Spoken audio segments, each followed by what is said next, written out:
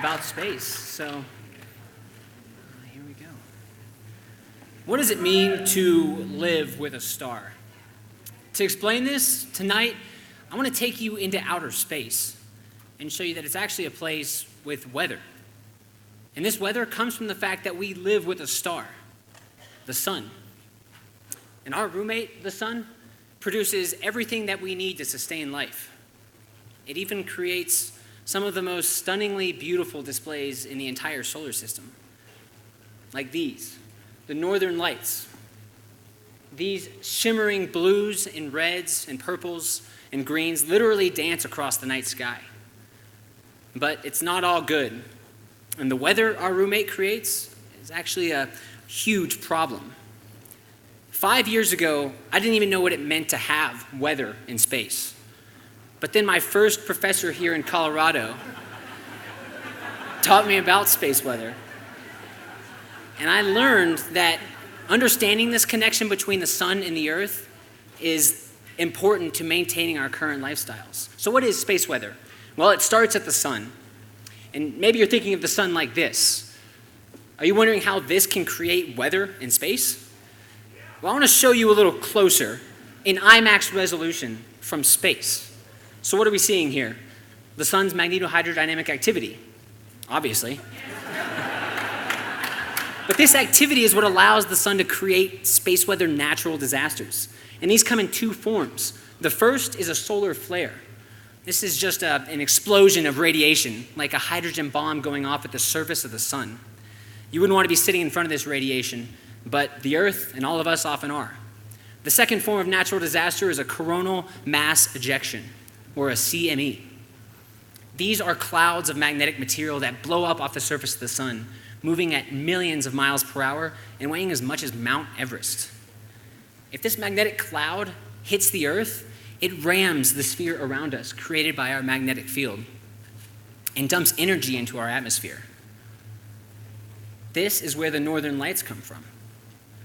But because of our technologically dependent society, there is much more at stake.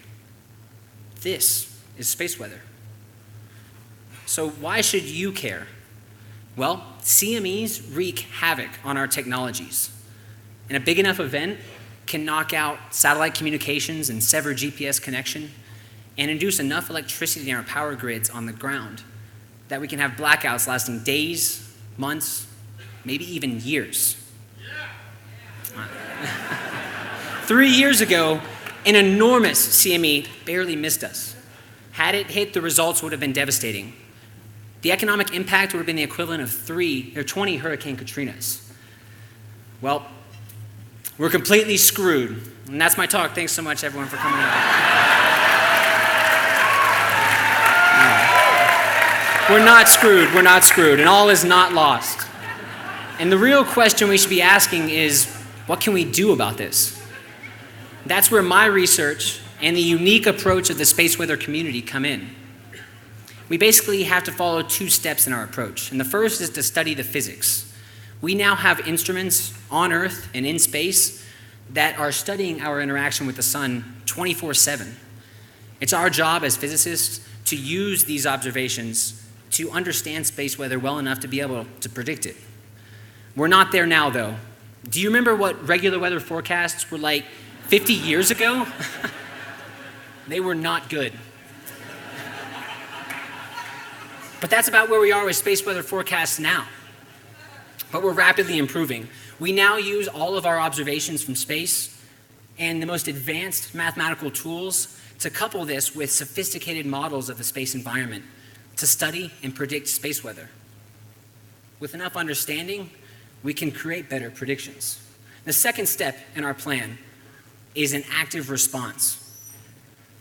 This requires the cooperation of engineers, physicists, mathematicians, and politicians to look at the problem holistically so that we can protect and design our systems better. I see space weather as cool simply because I'm a space nerd. But I see it as beautiful because it shows us how we move forward as a society, that only through a cooperative, holistic approach can we create real progress towards the global problems we face. We live with a star, And hopefully, as we learn more about space weather, we can forecast it so that we can learn to live in harmony with this roommate. Thank you.